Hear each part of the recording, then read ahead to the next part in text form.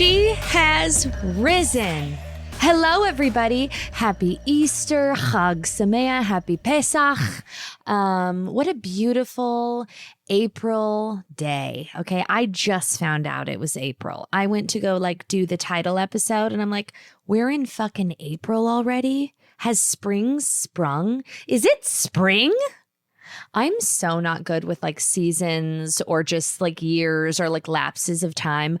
I still see the year as a school year, which is really sophomoric and infantilized and damaged. But here we are. It's April and spring is sprung. I'm feeling very springy today, despite the fact that I just caught a glimpse of myself in the video footage and was like, oh, wow, she needs her hair done. The roots are giving Simi Valley, and that's an insult, everybody. I was talking to Morgan Stewart last week, and she was saying how she just started a podcast and she was watching the video, and she's like, mind you, got full glam. She's like, the lighting is disgusting. I can't even believe, I can't even watch the video. I said, ma'am, I would like you to review some of my fucking footage where I look like I crawled out of a methadone clinic, okay? The hair is not done, not a stitch of makeup on, not a flex either, not looking cute, no makeup, looking quite literally like I crawled out of the Inland Empire. It's not great,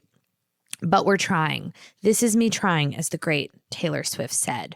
What has happened in the last week? God, so much and so little all at the same time. Last week, we went to this really amazing, so lovely. I would never do something like this. I'm not at the caliber to even suggest doing something like this, but Niall Horan did an intimate dinner party to celebrate his new album titled Dinner Party that Handy Andy, my pool man, did.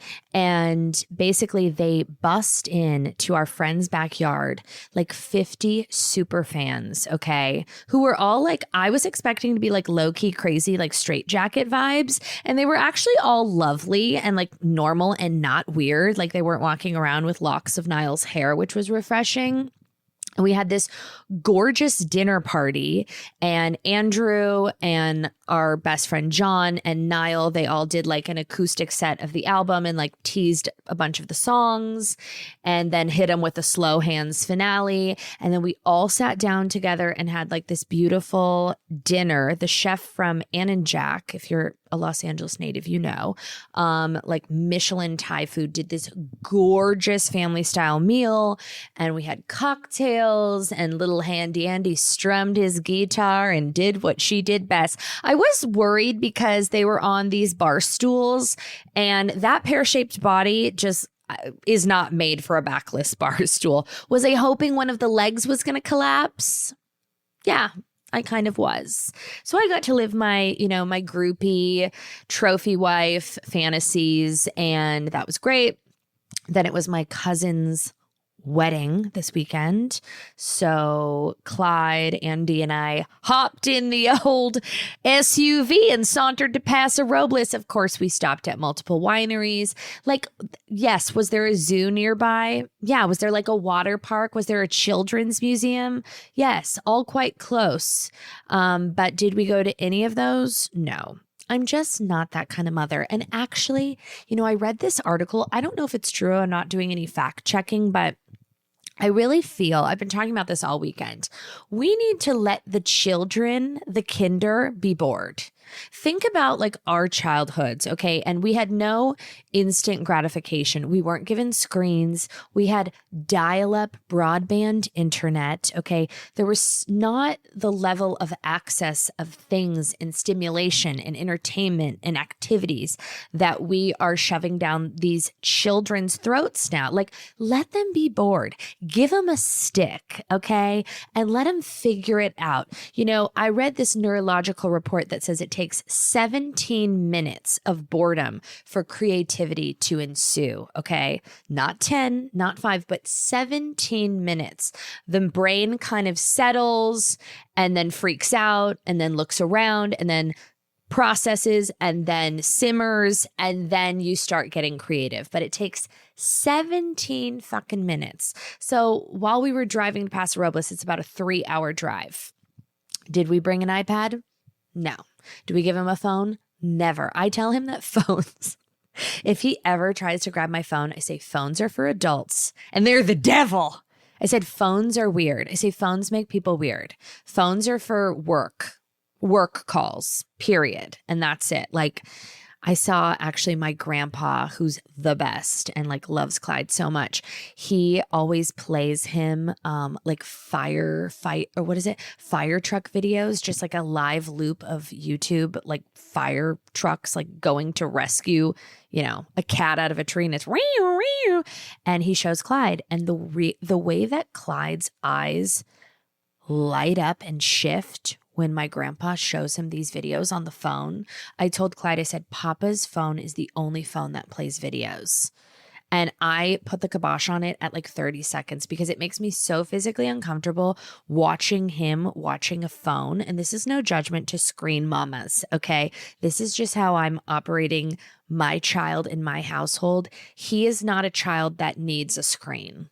Like, would I love to throw an iPad at his face? Sure, but I can't fucking do it. So what do? We schlep him to those fucking wineries and we teach him about the importance of, an old world oak barreled, medium bodied red Italian style. That's what we teach him because I just can't fucking do it. I'm like, here's a stick, get creative, do anything else.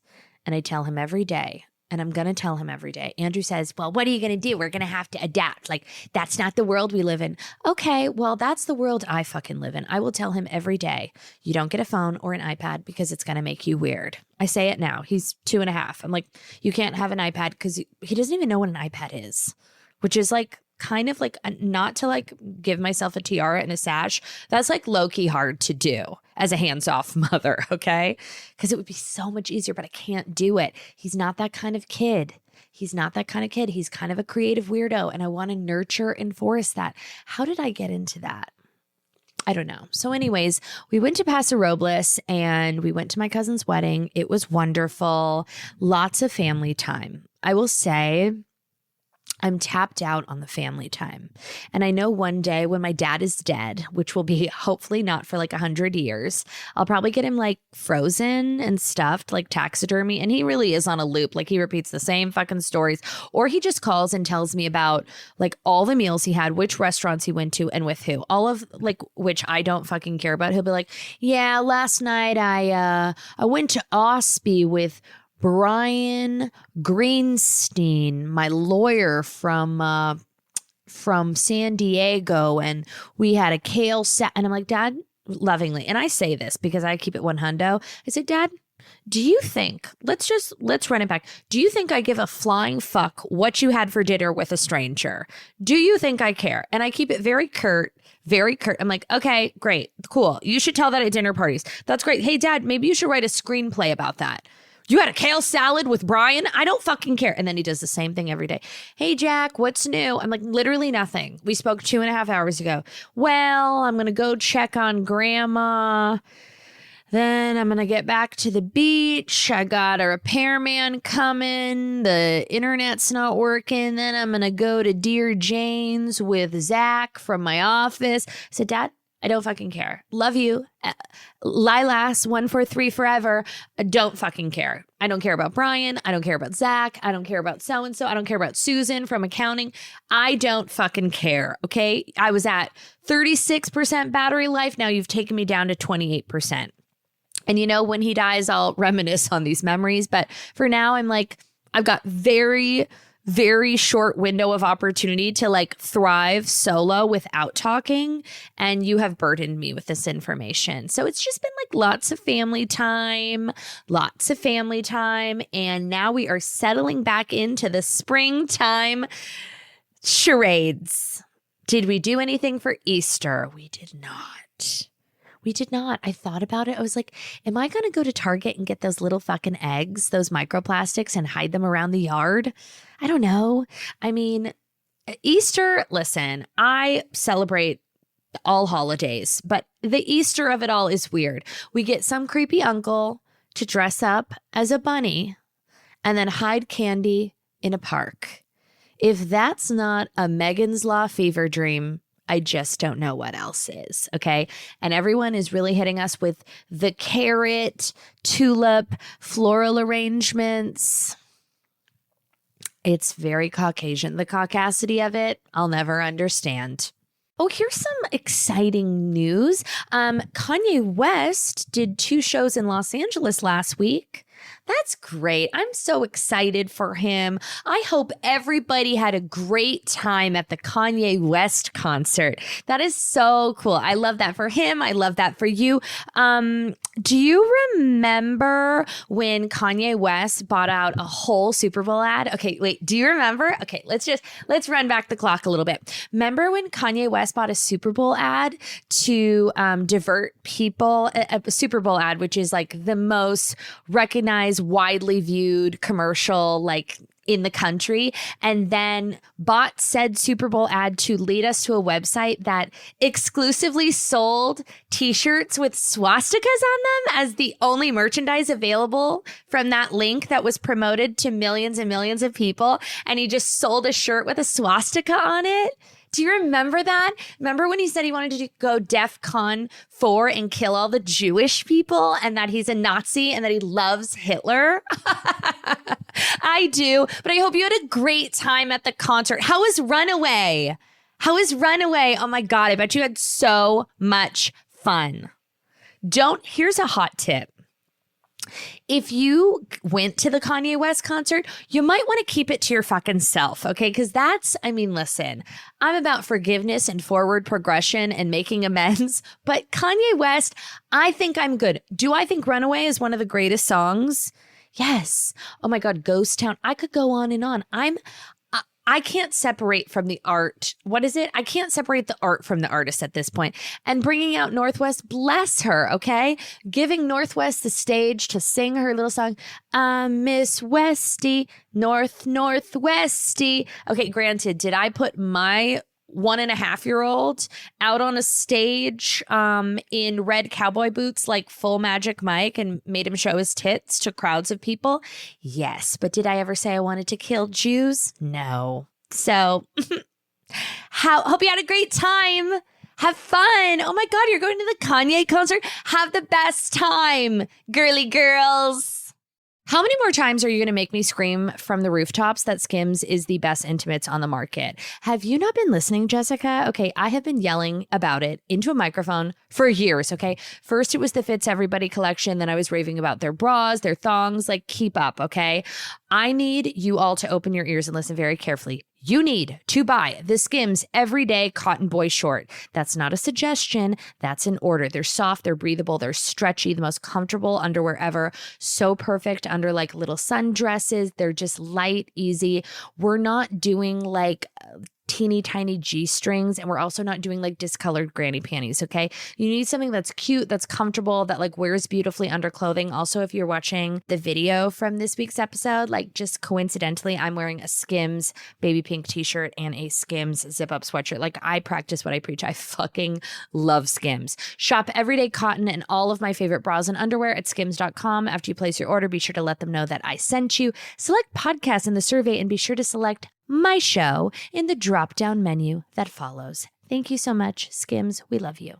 Ooh, I didn't want to talk about this because it's just been so beat to filth. I can't even believe it's still going on. But alas, she believed she could and she did.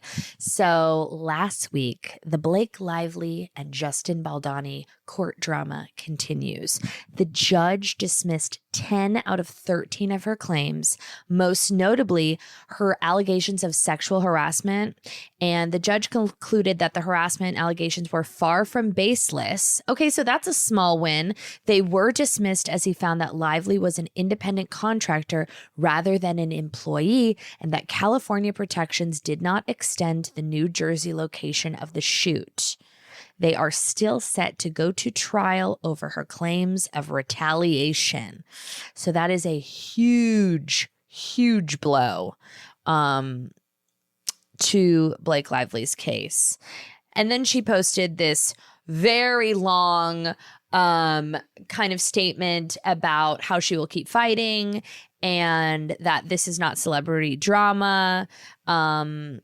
she was fighting for more than herself, but for people in general. The last thing I wanted in my life was a lawsuit, she says, but I brought this case because of the pervasive retaliation I faced and continue to for privately and professionally asking for a safe working environment for myself and others. Don't be distracted by the digital soap opera. The constant packaging of this lawsuit as a celebrity drama is not only irresponsible, but it is by design to keep you from seeing yourselves in my story. The physical pain from digital violence is very real. It is abuse, and it's everywhere, not just in the news, but in your communities and schools. If you're looking, my claims won't be the first or last. You'll see examples of the extreme dangers of retaliation and digital warfare. It often won't be directed at celebrities or those who may be able to speak up. It affects us all across the political spectrum. Pay attention to all the ways we can be manipulated online. Digital manipulation has been boasted as untraceable. It goes on and on and on, which is interesting because many would argue that kind of the digital discourse was attempting to malign Justin Baldoni. It really is a he said, she said. I have no idea how I feel about the situation. At first, I was very much so like, once those interviews started resurfacing of Blake Lively being rude, and you really can't misconstrue those. When a woman who is openly pregnant sits down for a press junket and the interviewer says, "Congratulations on your little bump." And she looks back at her and says, "Congratulations on your little bump." Like that was insane. Like we can't really defend that. And Blake Lively, I think it would have boded really well for her to speak out on those like isolated. And then once again, like, does she have to, like, once you admit some type of fault, like then it's a whole domino effect. But I kind of wish she would have been like, yeah, I was pregnant and I was being a cunt. You know what I mean? Like that's the trick in life. This is the takeaway from everything. If you are transparent, authentic, and honest, and you kind of take it on the chin when you're being a cunt and you say it, you're like, yeah, I was being a fucking cunt. Sorry. Then we kind of are all more prone to be on your side and root for you because there's this level of human connection when a celebrity just is like, yeah, I was in a fucking bad mood and I was being a bitch. I don't know. I was pregnant. I didn't want to talk about it. And I snapped and it wasn't a good look. And I feel bad about it. Moving on. Like then we can all kind of like digest it, sit with it and keep it moving and separate that person from this person and that situation from this situation. It just humanizes somebody a little bit. So that would be my PR takeaway from the Lively versus Baldoni. But it's all just such a bad look, It makes everyone seem annoying, okay? Justin Baldoni and his man bun in, Shaka Shaka in Hawaii. Like, I want to kick him in the face too. Blake Lively, I'm not sure. I just don't know. And that, I think, is why it's so transfixing, because we don't know who to believe. Okay, I know everybody wants to talk about the Summer House drama, and I have a confession to make. I have never seen Summer House. So naturally, when all this news broke that Amanda Batula and Wes Wilson, if I'm getting this wrong, bear with me, have been secretly canoodling, okay? And Amanda Batula was best friends with Sierra Miller, who was like with Wes Wilson in the time lapse, and are they slinking around in the house? And she is separated from Kyle Cook is his name. Kyle, I don't know. And all the things. So everyone's like, oh my God, weigh in. And I'm like, bitch, I've never seen Summer House. I don't know who any of these people are. So what did I do? Like the Barbara Walters that I am. I attempted to start watching Summer House. I remember kind of the lore of the first two seasons. I remember the Workus twins, those two twins. I have some understanding of the first couple seasons of Summer House. I feel like I tried to partake and was just not interested. But because I'm a woman with my finger off the pulse, I thought, okay, I'm gonna tap back into Summer House, because if this is the new Scandival, like it must be really good. I started with season 3 because I was told that was where to start. And when I tell you, I don't know how to say this without being offensive. I am 8 episodes into season 3, and I think the show is insufferable. And I think the characters are, I think isolated stars, yes, but it is a cadence that is slow for me. It is not dramatic. There's not enough like hooking up. There's not enough like funny, salacious moments yet. I'm trying to bear down and get through it. But even like the fact that there's not a lot of settings, it's all taking place in this house, like Big Brother style with security cameras and quilts. It's very hard for me to tap into.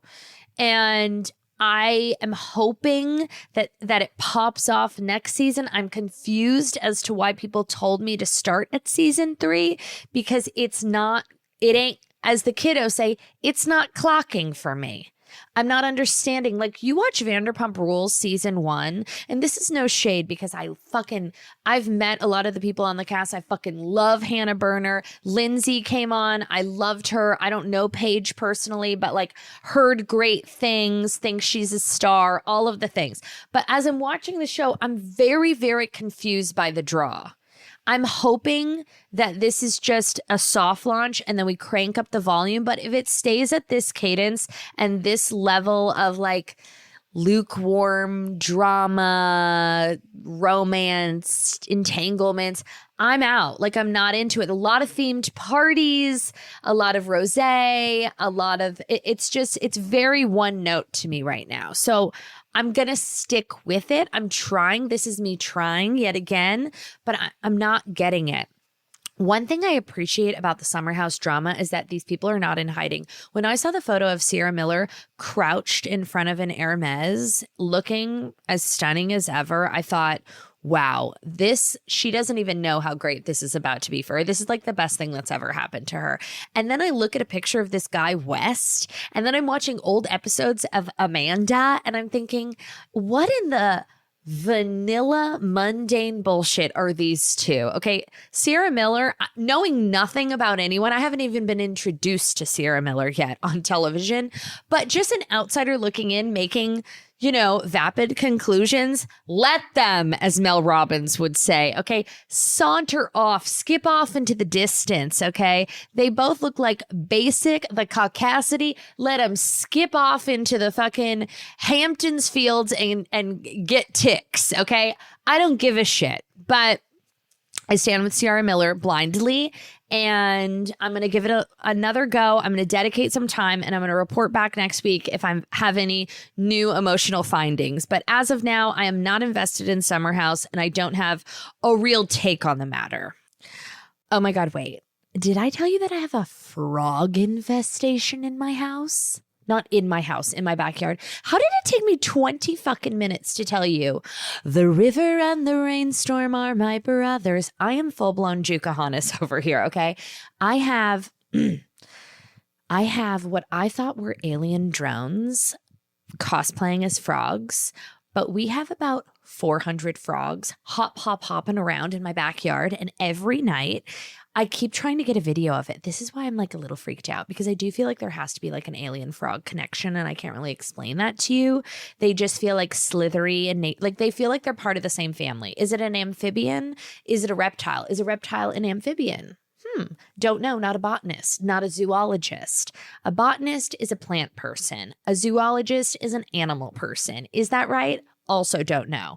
But every night when I go out and I try to get a video of these fucking frogs that are just like a symphony of fucking frogs, which in theory sounds kind of like ethereal, natural, not sure, like live, laugh, love, but is quite haunting. Okay. When you think about, I mean, it's not 100 frogs, but it could be like 38 frogs, and they just don't shut the fuck up, and they're just lingering in the ivy, okay? Lingering in the pool, lingering in my fucking dolphins, okay? And little do they know, they're about to get eradicated, okay, with a tractor in T-minus 1.5 weeks. The backyard reno is taking a little bit longer than anticipated. There's so many steps.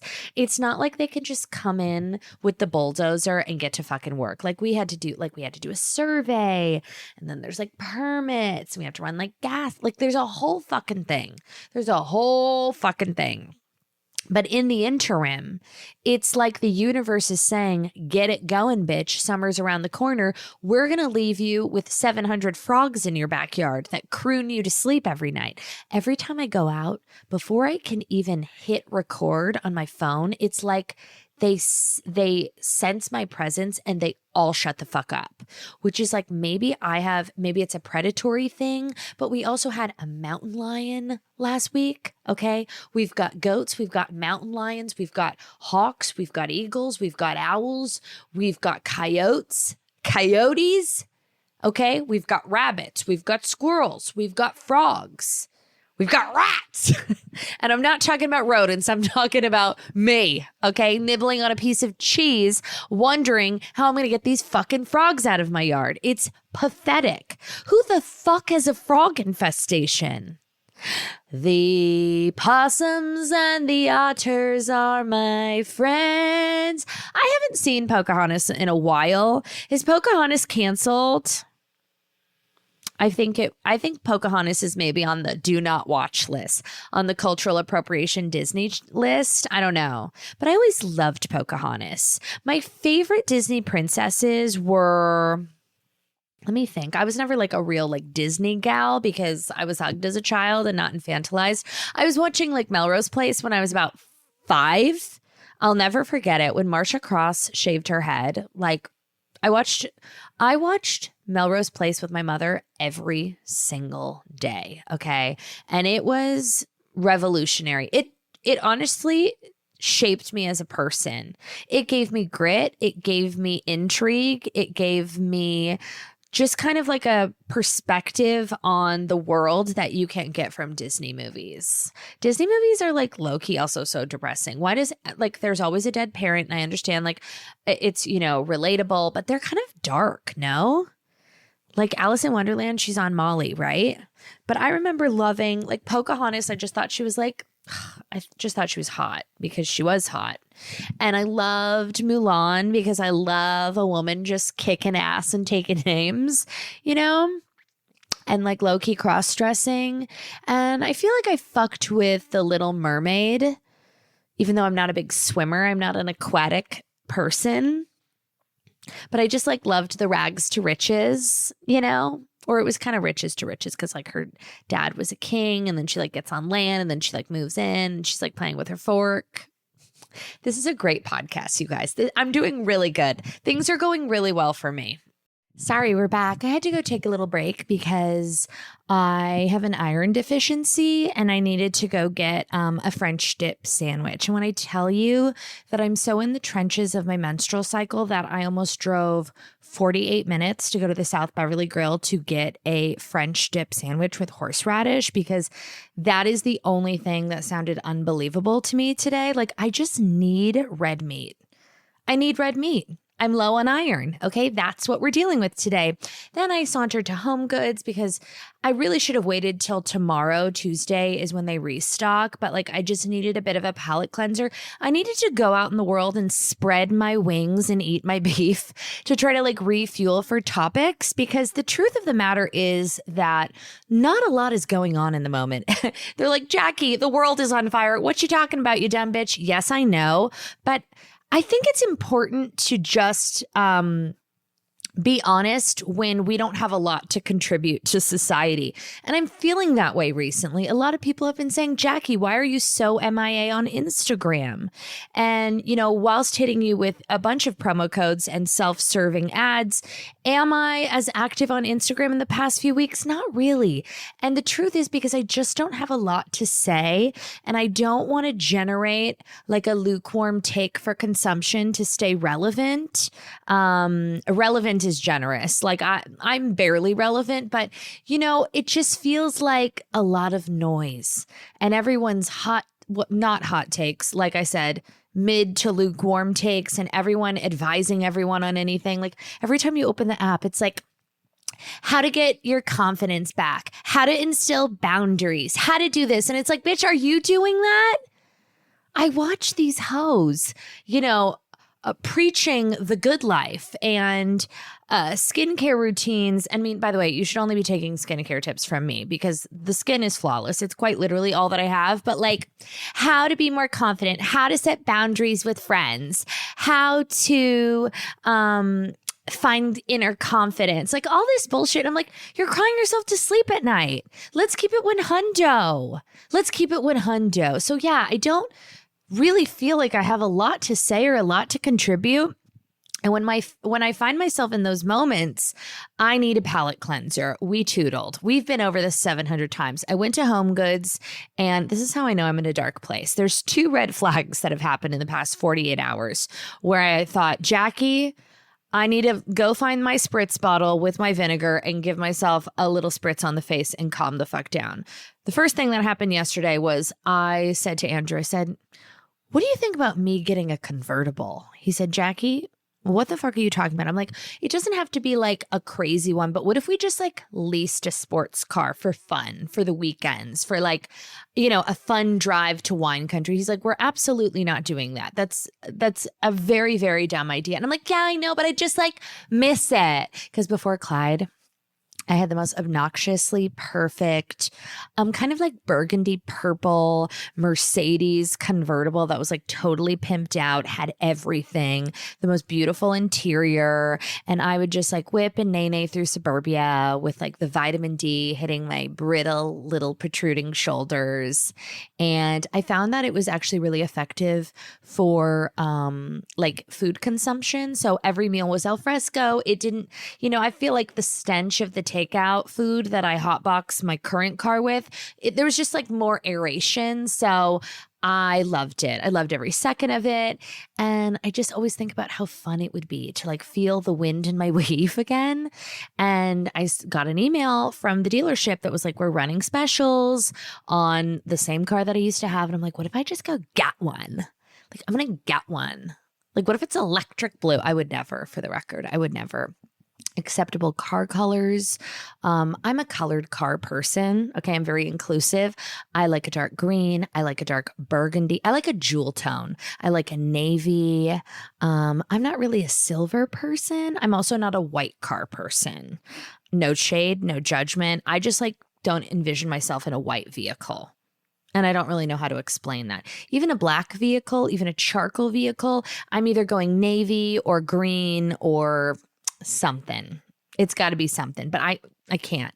That was red flag number 1. Red flag number 2, I find myself at a Home Goods on a Monday, lost, broken, listless, looking for cocktail napkins. I've also been trying to curate coffee table books for Jeff Lewis because he's moving into his gorgeous home. And he had mentioned that he needs lots and lots and lots of coffee table books. This house is humongous. It's gorgeous. There's bookshelves. There's coffee tables. Like, you never really can have enough coffee table books. And we're not going soft cover. Okay, we need a hard cover, beefy, bulky coffee table book, quite similar to the French dip sandwich that I had in my car about an hour and 15 minutes ago. Okay. And we're not doing like the off-brand Yves Saint Laurent book. Okay. We need to do like notable coffee table books, an Architectural Digest book, you know, a Bunny Williams book, a Vogue book, any type of Vogue sub-branch book. We're not doing, you know, a Rolex, but it's very specific. It has to be like an Assouline, like available at a Barnes and Noble. It needs to be a notable, hefty, substantial book. So being that I am a wonderful friend and a curator of excellence, I have been going to Home Goods on a semi-regular basis looking for books that I can gift to Jeff Lewis. Okay, because what does one buy Jeff Lewis? Oh, little Andy's taking my car for a ride.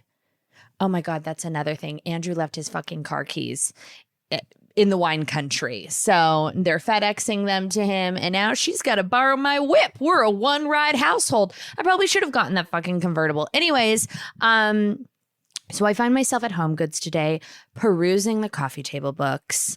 And I've got my little cart. I found some stainless steel mixing bowls. I found an ice cream scoop because I'm going to make Mediterranean chicken balls tonight. And I just don't want to get like ground chicken in my nails. So I thought a little ice cream scoop would be perfection. I bought a non-stick, like splattered baking sheet. And then this is also like so dark. I got sent this cereal that's like healthy puffed rice. I mean, this show is unbelievable. This show's unbelievable. What are we talking about? Cereal? We're talking about cereal. Welcome to the Bitch Bible podcast. I was going to try to make some like low-cal healthy Rice Krispies treats because Clyde had one over the weekend and he lost his fucking mind and I want to use them as a bribery tool. So I got a baking sheet and I got these like very healthy like puffed rice cereals that only has one ingredient. So I was like, maybe I'll like make this into a Rice Krispie treat. Okay. And they were looking for coffee table books, found none. And then as I was about to head to checkout, I found this papyrus leather moleskin journal, okay? And it had like the edging of the pages was in a beautiful metallic gold and it said daily journal. And it was in a cognac leather. It kind of matched my car and I thought, I'm going to put this in my basket. I thought, maybe I start scribbling my heart out, really recapping my days, my inner thoughts, my grievances with the world, because I don't do that enough on this podcast. Maybe I put pen to paper and pass it down to my grandchildren one day. And I made it all the way to the checkout stand with my little moleskin in hand. And I looked down and then I looked back at the line of all of the dog pound of women in Bermuda shorts looking as busted as ever. And I thought, no, not today, Jackie. And then I made it to the checkout and I said, I will not be taking this. And I was very proud of myself. I made a whole statement. I looked back and I said, I will not be taking this. I don't need a journal. Okay. And then I kept it moving. So that was a dark time. And it's about to get darker. So I downloaded ChatGPT a couple weeks ago. I've been pretty vocal about being anti-Chat GPT. I hate when people like casually mention in a conversation, like, I asked Chat what to do. Like, I don't like the nickname Chat. I'm very anti-AI. I think the brain is a muscle. It takes 17 minutes to incite creativity. I want to keep this muscle working, pumping, and grooving. So I have not partooketh in the Chat GPT, okay? But today I decided that in attempts of fucktard filibuster and really having not much to say, that I would generate a Chat GPT prompt for this podcast. I asked ChatGPT, what would Bitch Bible consumers like to hear more of? And she or he, they said, I'm going non-binary, that they would like a bit more personal connection with their host, the one, the only Jackie Schimmel -Haas, to which I said, ew, gross. But alas, ChatGPT thought it would be a great idea, what does that dumb bitch know, to generate some questions that I could answer, and I have not gone over them. Here are some questions that feel very you, sharp, specific, a little unhinged, and built for riffs. Thanks, girly girl. What's something universally loved that I find deeply embarrassing to enjoy? Probably motherhood or marriage. If we're just going off the cuff here, I think that, and I'm like half joking, I have my own personal grievances with people who, I don't want to say lean too much into the mama bear lifestyle, but I think there's like a glamorization to staying at home that I don't quite co-sign on, because I think there is something really valuable to, I think, first of all, I think staying home is the hardest job in the entire world. And there should be more transparency about how hard it is. And sometimes I think that we need to repackage it. And like, it's, on Instagram, everything is like sundresses, sunsets, churning butter, and like skipping. And it's actually really, really hard. And it would be so much more helpful to women if we if we kept it 100 with each other, and we are super women and we should act as such. And, I kind of take that back. I'm sure I'll regret saying that, but for now, I'm just going to leave it because that's the first thing that I thought of. Oh, you know what? What's something universally loved that I find deeply embarrassing to enjoy? Like camping or nature. Get over it. Which celebrity gives would ruin your life, but you'd thank them energy? Oh, so many, I think. Would ruin your life, but you'd thank them? I don't really understand what that means. Who do I think is a fucking piece of work? I mean, kind of all of them, but like I would do anything for Naomi Campbell to throw a phone at me. Like I'd be, oh no, she didn't. Did she throw the phone or did Demi Lovato throw the phone? I think Demi Lovato threw the phone. They might have both thrown a phone. Like I would love to be slapped by Naomi Campbell. I would deserve it. I would take it and I would love every fucking second of it. Also like Mariah Carey, I'd love her to slap me. I would love Anne Hathaway to like patronize me, but with like very PC language. I can imagine her language is just very patronizing. And I love someone who thinks that they're in on the joke, but is not in on the joke. And Anne Hathaway couldn't be farther away from the joke, but she's like, comma, comma, comma. And but she doesn't, she'll never fully get it. You know what I mean? Like she's never like fully clicked in. I'd love to be slapped by Gwyneth Paltrow. I'd like to be slapped by like a lot of different celebrities. What's the most humiliating thing that you've done for aesthetics? I mean, so many things. I drove all over Southern California acquiring discontinued tiles when I was redoing Clyde's bathroom. That was a low point. And also there was a Face App debacle a la 2018. Right when Face App started popping, okay, I am not a woman who understands these apps. Like I can't navigate Facetune or Face App. Like I remember there was 2 situations where I used Face App, and one was like 2017, one was 2018. I was standing on a hotel balcony with like a rail, like a vertical rail. And I tried to do a little cinch under the tits, like to just give my waist a little bit of a tuck, and not reviewing the footage, getting pretty trigger happy on the post, and the entire balcony railing just completely warped with my waist. So that was a fail. And I'll never forget, there was another one. Andrew and I were at a wedding and I decided to hit us with a little Face App. Andrew looked like a full-blown lesbian and I looked like a completely different person, and I was really committed to it, and I posted it and I was like, and people were like, Jackie, who is this? And I'm like, what are you talking about? Sorry for good lighting. And then I tried to double down for like an hour, and then I had to basically just apologize and say, yes, I Face Apped my face and this does not look anything like me, and I'm sorry for insulting your intelligence. So I would say that's pretty fucking embarrassing. Any type of like Facetune fail. Also, just if I can be cunty for a second, I would say any type of flat lay when you're with your friends, like any type of photo shoot. Like I don't understand why people are doing photo shoots every week. Like I missed the memo. I don't get it. I have never hired like a photographer to like capture a look. Max has taken a couple photos of me professionally that were mandated, but like recreational photo shoots, I understand there's a business model. I think I'm going to lean in on this one. I think it's fucking embarrassing. I do. I think it's fucking embarrassing. I also think attending like too many events is embarrassing. Just stay home, Like what's the agenda? What's the motive? You know what the motive is? Relevance. And if we chase relevance, we'll never be happy. There you go. That's your pull quote for the week. What's the most, that's the question I just answered. Girl, you're killing it. If your personality had a scent, what would the notes be? And who is bottling it? I mean, a distributor. I don't know who's fucking.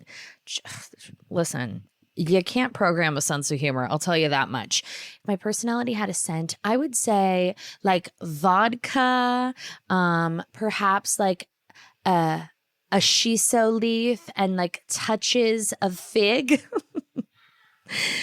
What's a luxury that you have normalized that would bankrupt a pioneer woman? Probably antiquing or embellishments. Like I am, I wouldn't, nope, that's a lie too. I was going to say I wouldn't consider myself a materialistic person. I am a deeply materialistic person, but it's not to show off. It's not for like illusions of grandeur. It's very much so for me. Like, it fills my soul, and I get really, really happy by acquiring material goods that I love. And it's not limited to like clothing. I mean, art, like a beautiful piece of art. I lose my shit for it. Like a fucking bowl, okay? A bowl, a plate, like a weird trinket, a piece of art, a tray, a jacket, a skirt, like even some things that I know I'll never wear. When I see them, this is the perfect example. I went into this dusty ass antique store over the weekend. We went downtown. We were like walking Clyde around, went to go get lunch. And I found this antique store, which is a glorified Goodwill. And I found this gorgeous pink ostrich feather hat that could barely fit on like my bun. You know what I mean? It was for a very small person with a very small head. And I almost bought it because I thought, God forbid I ever go to a say something hat party. Okay, that's a Tu Wong Fu reference. If I just mounted it on a wall in the closet, like, it would make me so happy. But I didn't buy it because it did have a weird smell and I didn't really feel like getting lice. Which public couple feels like a social experiment we're all ignoring? Dax Shepard and Kristen Bell. And now we've said it. I like Kristen Bell. Isolated. I think she did a great job at the Actor Awards. She seems fun and sprightly, but their persona as a couple, you know, interests me. And by interests me, I mean, does not interest me. I'm a bit, I don't know. What is your most toxic trait that you have rebranded as having standards? My most toxic trait is definitely, you know what? I don't really think I have any toxic traits, and that's just the truth. Who do you irrationally believe you could out-interview or out-charm? Literally every single person I've ever met in my life. I'm just being honest. I think that given, my dad's here. Doesn't he know that I'm in the fucking middle of this? Is my life, guys. It is like Mr. Rogers' Neighborhood. Someone comes to my house, not a day goes by where someone doesn't knock, knock, knock, except there's no knocking. It's just, Jack. Oh God, is Gloria in the car? Oh my God, if Gloria gets out of that car with a suitcase, I'm going to kill myself. Hold, please. My dad's so cute. I literally want to key his car. I was like, Dad, you got to go. He came over. He's like, hey, Jax, I was just at Grandma's. They're doing another termite inspection. We got up in the attic and found some artwork and some old pictures. And I'm like, hey, Dad, I've got 5 minutes. Can we wrap this up? We spoke an hour and a half ago. I already know what you had for lunch. Like, what? Let's land the plane. He's like, well, I was talking to Andrew and we were going to clean out your garage today. I said, Dad, that feels unnecessary. I'm going to be 36 years old. I feel like my dad has like a swanky like bachelor pad at the beach now, okay? And I think he misses kind of tinkering around the house. Like, I remember being young and my dad was always just like tinkering around the house, which is like real meta because Andrew does the same fucking thing. They're never actually doing anything productive. Like, everything is outsourced. And if they try to, like when the rains came a couple months ago, my dad and Andrew were out there with those tarps, and then they went to the Home Depot and they got these weird like plastic tubes and they were creating like additional drainage and gutters. So my house looked like a plastic octopus, and there was just tarps like off the back of my house. It was so hodgepodge and insane. And meanwhile, everything they did, nothing held up. It was completely useless, but it made them feel like real men. You know what I mean? They get those leaf blowers. We have someone that comes every week and blows the whole house. Like, what are you doing with your sad little like micro dick blower? Like, what you're just blowing it around. And I love when Andrew gets out there in those rains and he starts brushing the water around. Like, he's just brushing it. My dad does the same fucking thing. So I was like, yeah, I thought we'd clean out the garage today. I'm like, Dad, you guys, no, that's not happening. Andrew's at the studio. You want to like organize my garage? Like, have at it. But can we do this at a different time? He's like, yeah, I should get back to Grandma's anyway. I'm like, okay, bye. Bless him. Which celebrity feels like they're one bad day away from starting a candle line? I mean, Sydney Sweeney always. Sydney Sweeney, I say this with love. is insufferable. I mean, coming from a place of no is something that she's never heard of. It is as tone deaf and oversaturated of a business plan as I've ever seen. Like, nothing makes sense. It doesn't feel intentional. It feels chaotic. And there's nothing worse than when someone thinks they're funny and they're not funny. You know, not everyone gets to be a clown at the circus. There's so few clowns. And like, let the funny girls be funny and let the like big titted bitches be sexy. You know what I mean? She probably already has a candle line. Didn't she do a candle line with her dirty bathwater? There you go. And now we've said it. What's a behavior that instantly tells me someone that, oh God, I can't read. Oh my God, I told you I'm reading a book, right? I'm reading Strangers. I'm like halfway through. I'm ready for it to like kick up a couple notches. I want like blood and sex. You know what I mean? I want like psychological warfare. I want padded cells. I need things to get crazier. Like, them just having a toxic relationship is like not cutting the mustard for me. Let me read this one more time. What is a behavior that instantly tells you someone didn't grow up correctly? Oh, when people are rude to people in service, if you are rude to a waiter or waitress, wait staff, a receptionist, anybody that you deem like beneath you, I think is the most tactless, classless, inelegant, portrayal of a person, and just disgusting. Like, it's not cool. It's not chic. It's pathetic. It says nothing about them and everything about you. And I just find it to be deeply, deeply insufferable. Like, I do not care if I dated someone, BA, before Andrew, that I thought was the love of my life, perfect on paper, and we went out to a restaurant and they were short with wait staff or condescending or flippant or rude, I would never fucking see them again. Same with friends. If I went out to dinner with someone that was like dismissive and rude to wait staff, I would not be friends with them. I think it is such a peek into someone's character, and yeah, I don't fuck with people like that. I think it's disgraceful.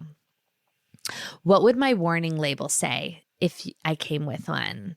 Warning, I can be a huge cunt. And I'm really not a cunt in everyday practice, but I'm extremely, extremely direct, and I am violently visceral with my language. I remember everything that I fucking said all the time. So I don't like gotcha moments, and I don't like hearsay, and I don't like misinformation. So, you know, women like to gossip and women like to talk, and sometimes we just need to fill silence. So things can be over sensationalized for sport. You know, you have a couple cocktails, you want to start talking shit. I totally get that. But I don't like when people get creative and like make shit up, because I will cold call. If someone tells me that another person said something that's not true, I'll get everyone on a conference call and be like, and I want clarity. And I am like a dog with a bone. And unless people are being 100% honest, like, I will never, ever relent. Like, I need clarity and in 2020 vision. And that can be really exhausting to people, but I'm not a liar, and I stand by everything I say. I remember everything I say. And I hate when people, like represent like context. Like, I just fucking hate that. And I will put everyone in a room and I will hold like a Socratic seminar till everything is clear and clean, because I just don't play petty like that. And yeah, I hate when people are like, it was out of context. Nothing is out of context. That is such a bullshit. That is such a sophomoric method of communication. You better come live and direct, right down the fucking center, bullet in my forehead, or you better shut the fuck up, because you are ill-equipped to deal with this pit bull. I will not let go. I will not give up. I will keep going and going. I am relentless. So it's not great, but it does make for really authentic relationships, because everybody knows exactly what they're getting all of the time. Yeah. What's the most delusional thing that you have convinced yourself is taste? anything embellished. It's not taste. It's not subdued. It's not timeless, but like, give me a feather and a crystal and let me do the splits. It is who I am. I love leather. I love fringe. I love color. I love sparkles. I just do. I mean, granted, I walk around like this all day, but I do love it. What's something I judge immediately but pretend I don't? Kind of like everything. Except I don't pretend. I'm really not as judgmental as people probably think I am. I'm judgmental for sport, but I'm more self-involved than people give me credit for. So I can go real tunnel vision, and I'm kind of just focusing both on myself and nothing at the same time. Like, I could get really hopped up about crossbody bags. It only occurred to me when I went to the wedding this weekend. I had 3 separate women come up to me at the wedding and being like, I almost wore a crossbody bag. The clutch comes with a strap, but I tucked it in because I knew you were going to be here. And I was like, oh my God, I really am such a fucking cunt.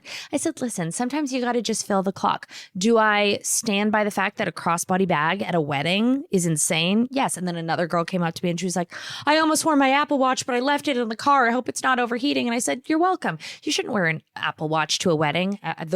The way that the internet blows up every time I talk about these fucking Apple Watches. And also, like, the Aura rings, we know you're burning calories on the dance floor. Like, maybe we just leave them at home. But what will I do about my activity tracker? I don't know. Fuck off and have a martini and shut up. Yeah. If you had to become insufferable about one hobby overnight, what would it be? Probably cooking, because I really am so good at it and I do it so often, but I just don't want to make it my whole personality because I have so many other gifts to give the world, and I'm not like an expert on things, and I'm also just not really good with ingredients and measurements, and I don't want to open the floodgates for more like feedback and questions like how much garlic. I will short circuit and pass away. So I have to kind of keep that one close to the vest. And I would like to have some hobbies that are just for me. If your life was a PR crisis, it is. Hot tip. What would the headline be and how would you spin it? Sorry. LOL. Sorry. Or I just, now it's full circle. I'd say, sorry, I'm being a cunt. Sorry, I was a cunt. LOL, sorry, I'm a cunt. I would just say that and then keep it fucking moving. Keep it fucking moving, forward pedaling. I would take accountability. I'd say something funny, and then I'd just keep going. Check it. Choo choo. 5 stars on iTunes. Love you so much. Thank you. We have some fun guests coming up. Maybe.